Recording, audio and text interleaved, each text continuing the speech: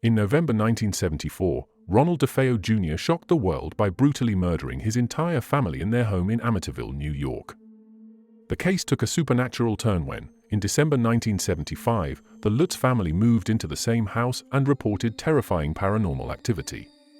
From eerie phenomena like mysterious cold spots and swarms of flies to claims of demonic entities and levitations, their chilling experiences drew the attention of renowned paranormal investigators Ed and Lorraine Warren.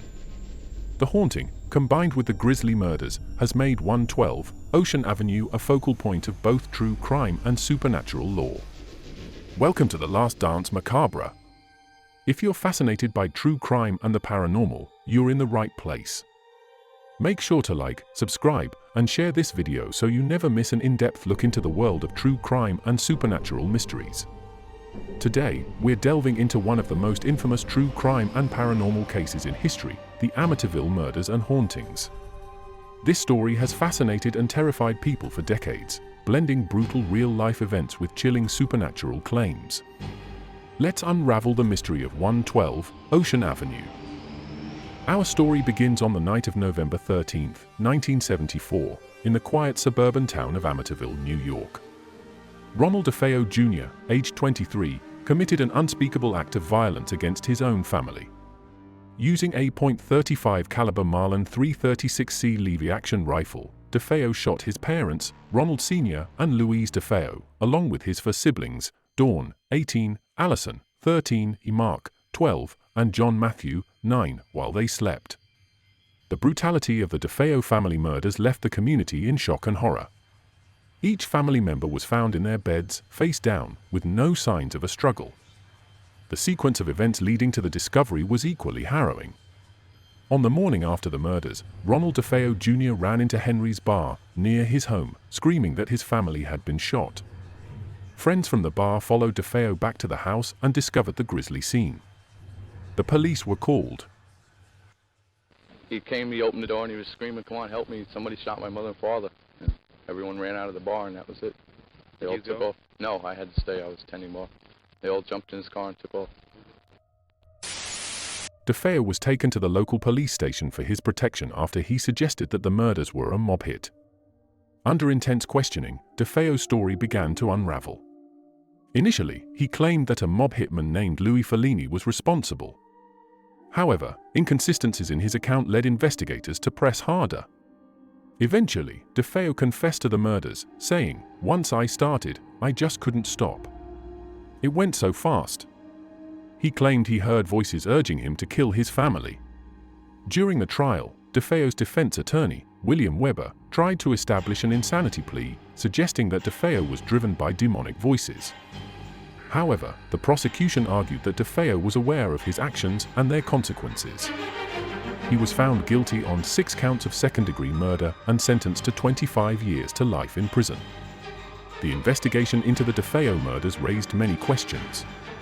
For instance, despite the loud report of the rifle, neighbors reported hearing no gunshots, only the family dog barking. This led to speculation about the possibility of a silencer or that the victims were drugged, though toxicology reports came back negative.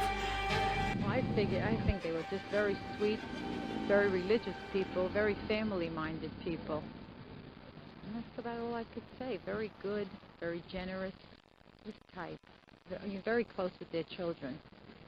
There's one element in the usual mass murder story which seems to be missing from this case. There's no sense of fear in this community. No feeling of a mass murderer on the loose. People we talked to seem to feel that whatever was the motive for this crime, it had something to do with the family.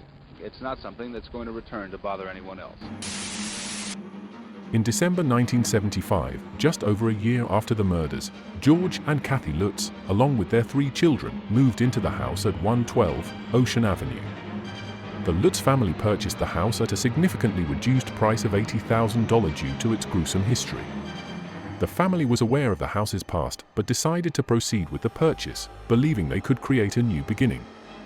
The Lutz family reported a series of terrifying supernatural phenomena almost immediately.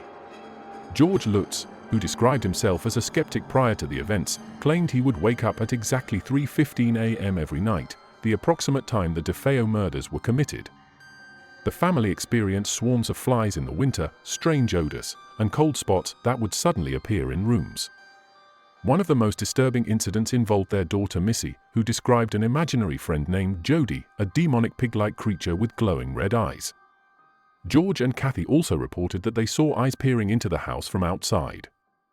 The family dog, Harry, was also found to have tried to hang himself by jumping over a fence while chained. The Lutz family found a small hidden room in the basement that was not in the original blueprints. Painted entirely red, it became known as the Red Room.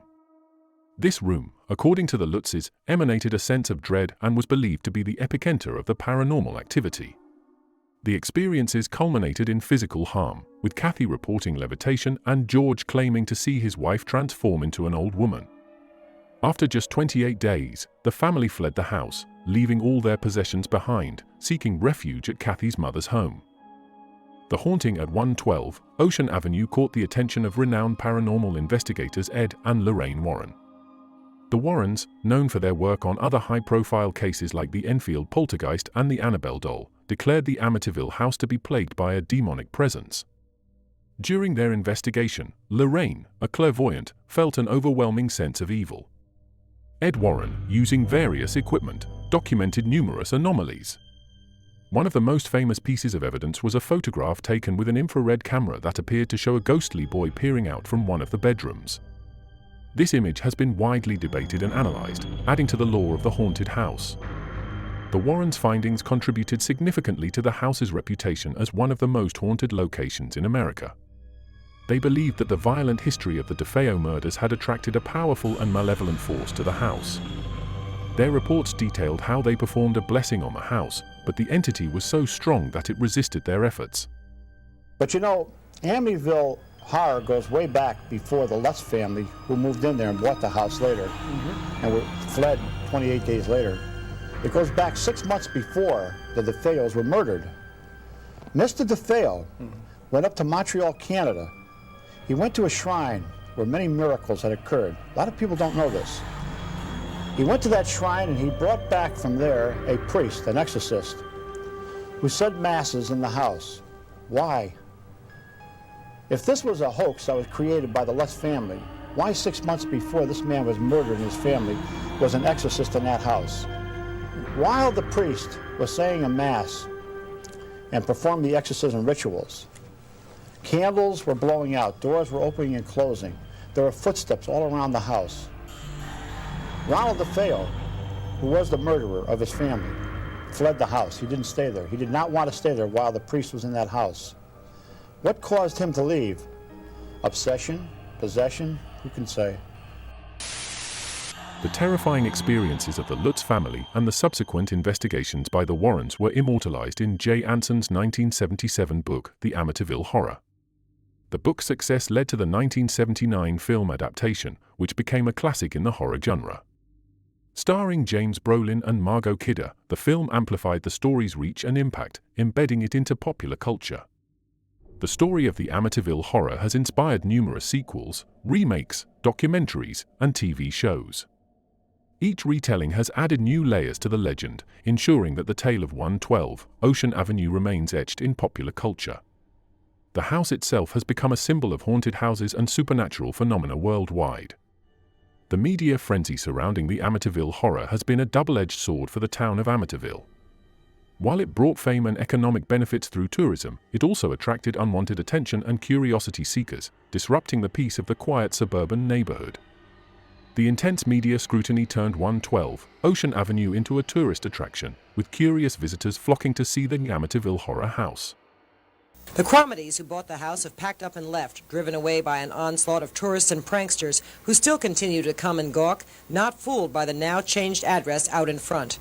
Now, why did you come by tonight to look at this house? To see what that book was all about and everything about the house, the way it looked, and all the things that people say about it. Oh, we just wanted to see what it was like. I guess we just specifically came from Chicago to see it. Well, do you believe all the stories? Yeah, I do. They're kind of creepy. They gave me the creeps that... Why do you believe it when the present owners say there's no truth to it at all, and they've been living here for almost 2 years? Oh, I didn't know they had present owners. I thought it was deserted. Lives here, and you've been in the house. Is there any truth to all these stories that it's haunted, and there are weird smells and slime and all those other things? Nothing at all. It's all a bunch of lies.